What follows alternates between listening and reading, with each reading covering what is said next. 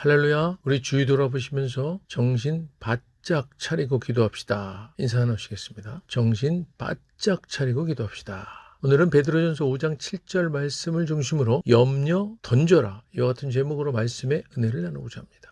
사랑하는 여러분, 우리는 믿음의 은혜로 구원받은 은혜 아래 있는 옛 율법에서 벗어나 새 사람을 덧입은 이제 새로운 본성으로 거듭난, 그래서 거룩하게 구별된 성도 된 자들이라고 말씀드렸습니다. 성경을 율법의 시대와 은혜의 시대로 구분할 수 있는 것과 같이 우리의 삶도 똑같이 율법 아래에서의 삶과 은혜 아래에서의 삶으로 구분되는 것입니다. 이스라엘 백성들은 시내 산에서 율법을 받기 전까지는 은혜 아래 있는 삶이었지만 그들이 십계명을 받은 이후에 그들은 율법 아래 놓이게 되었고, 이 율법의 시대는 예수님이 이 땅에 오셔서 십자가 처형을 당하시고 이루신 대속의 은혜로 인해 예수를 믿는 자들에게는 율법에서의 자유함과 함께 은혜의 시대가 회복되게 된 것입니다. 그래서 개인의 삶에 있어서도 율법의 시대와 은혜의 시대로 나누어지게 되는 것입니다. 사랑하는 여러분, 구원 받으셨습니까? 아멘. 그렇다면 여러분은 더 이상 율법 아래 있지 아니하고 은혜 아래 있는 것입니다. 할렐루야. 우리의 신분은 하나님 나라 백성이요, 하나님의 자녀된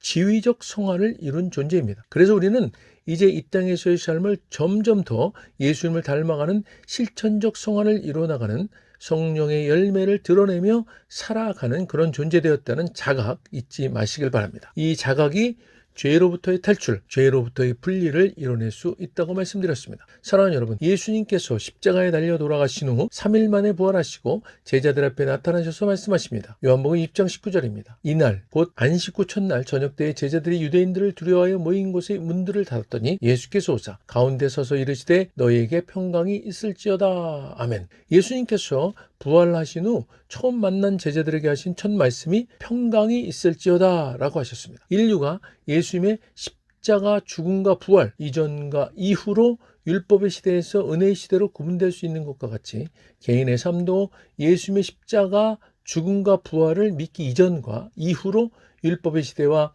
은혜의 시대로 구분할 수 있는 것입니다. 그래서 부활하신 예수님이 이제 더 이상 율법 아래 있지 아니하고 은혜 아래 있게 된 제자들에게 나타나셔서 하신 그 첫 말씀을 통해서 구원받아 은혜 아래 있는 자들에게 원하시는 예수님의 첫 명령이자 간곡한 바람을 우리가 알아야만, 명심해야만 하는 것입니다. 그것이 무엇입니까? 평강 있으라는 것이었습니다. 사랑하는 여러분, 은혜 아래 있는 우리는 평강해야 합니다. 평강, 평화, 평안하라는 것입니다. 만약 평안하시지 않다면 회개해야 합니다. 그냥 방치하시면 안 됩니다. 성령님께 요청하셔야 합니다. 성령의 도우심으로 평안해져야 합니다. 평안한 것이 우리의 새롭게 된 본성, 거듭난 본성이기 때문에 그렇습니다. 실제로 평안하지 않은데 사람은 다 부족하니까 다 그럴 수 있는 거지 뭐 하시면 속는 것입니다. 옛 본성에 걸려 넘어지는 것입니다. 예수님이 말씀하신 평강, 헬라어 에이레네는 유대의 인사인 히브리어 샬롬의 헬라식 표현입니다.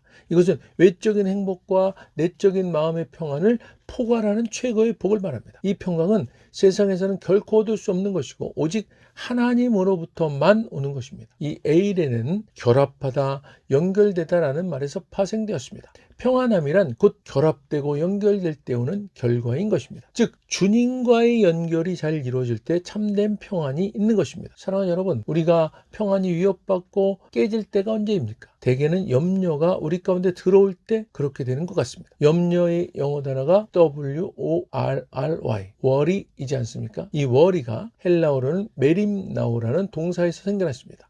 이 메림나오는 나누다라는 의미의 메리주와 마음이라는 뜻의 누스가 합성된 말입니다. 그러니까 염려란 마음이 나뉘다는 뜻입니다. 그래서 염려에 시달리는 사람은 정서적으로나 정신적으로나 영적으로 분열된 상태라고 볼 수 있는 것입니다. 이렇듯 마음이 염려로 나뉜 상태가 계속되면 하나님을 불신하는 마음으로까지 발전할 수 있게 되는 것입니다. 이렇게 평안을 결정적으로 위협하는 염려는 베드로전서 5장 7절입니다. 너희 염려를 다 주께 맡기라. 이는 그가 너희를 돌보심이라. 이 말씀을 NIV 영어 성경으로 보면 Cast all your anxiety on him because he cares for you. 너의 모든 염려를 cast, 던져라. 왜냐하면 그가 너희를 돌보시기 때문에. 사랑하는 여러분, 이처럼 염려, 근심, 걱정은 하나님을 의지하고 하나님께 던지시고 믿고 맡김으로 되는 것입니다. 다시 말씀드리면 이미 우리 안에 계신 성령님과 연결을 잘 이루는 성령님께 의지하고 믿고 맡기면, 던지면 염려의 문제는 사라지고 예수님께서 진정으로 원하시는 에이레네의 참 평안을 가지게 될 것입니다. 세상 사람들이 다 하는 염려인데 나라고 별 수 있어? 나도 똑같은 사람인데, 사랑하는 여러분, 아닙니다. 우리는 세상 사람들과 똑같은 사람들이 아닙니다. 우리는 은혜 아래에 있는 전혀 새로운 신분입니다. 그래서 우리는 세상 사람들이 갖지 못하고 누리지 못하고 나누고 베풀지 못하는 참 평안, 에이레네의 평강을 소유할 수 있고 누리고 나누고 베풀 수 있는 것입니다. 할렐루야. 사단은 우리에게 염려라는 못된 것을 동원해서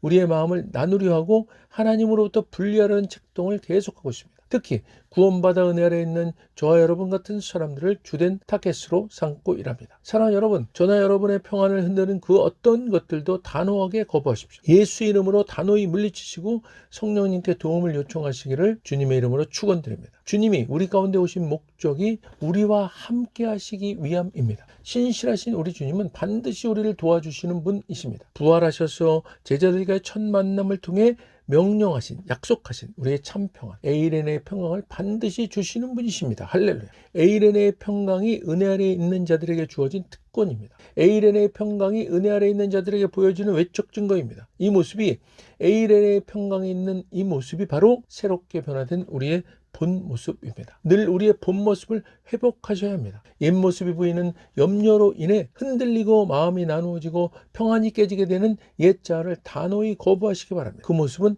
내가 아니니까요. 다시 찾는 겁니다. 매일매일 매 순간순간마다 다시 찾는 겁니다. 회복하는 겁니다. 새롭게 된 본성, 성령님과 함께 성령님의 도우심으로. 요한복음 20장 21절입니다. 예수께서 또 이르시되 너에게 평강이 있을지어다. 아버지께서 나를 보내신 것 같이 나도 너희를 보내노라. 아멘. 사랑하는 여러분, 우리가 소유하게 된 이 놀라운 에이레네의 평강을 이제 우리는 전하고 나누고 베풀고 섬겨야 하는 것입니다. 이것이 은혜 아래에 있는 우리가 부활하신 예수님으로부터 받은 두 번째 명령이며 사명입니다. 사랑하는 여러분, 전도하고 선교하는 일은 구원받은 자가 너무나도 당연하게 해야 할 사명입니다. 그런데 그동안 전도와 선교 우리 어떻게 했습니까? 열심히 했습니다.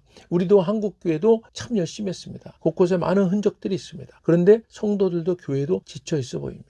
왜 지칩니까? 주님과 잘 연결되어서 에이레네의 참 평안을 가지고 있다면 왜 지칩니까? 전하는 자가 진정으로 주님 주시는 평강을 소유하고 그 평강에 차고 넘치는 섬김이었어야 했는데, 사랑하는 여러분, 주님은 우리가 먼저 에이레네의 평강을 소유하기를 원하십니다. 먼저 소유하셔야 합니다. 주님 주신 에이레네의 평강이 충만히 소유되어지고 이것이 차고 넘쳐서 누가 보더라도 은혜 아래 있는 자로 보여질 때 전도와 선교는 너무나도 당연히 이루어질 것이고 또한 지치지 않게 될 것입니다. 사랑하는 여러분, 평강하십시오. 평강을 누리십시오. 여러분이 누리신 그 평강이 흘러 넘치게 하십시오. 요한복음 20장 22절입니다. 이 말씀을 하시고 그들을 향하사 숨을 내쉬며 이르시되 성령을 받으라. 아멘. 부활하신 예수님이 제자들에게 하신 세 번째 명령입니다. 성령을 받으라. 주님은 제자들의 의지로 성령을 받으라는 의미가 아닙니다. 성령을 받으라, 이 말씀을 하시면서 예수님은 제자들에게 성령을 주신 것입니다. 이로써 이들은 이후의 모든 사역을 성령님과 함께하게 되는 것입니다. 그런데요, 성령님은 인격을 가지신 분이십니다. 그래서 제자들도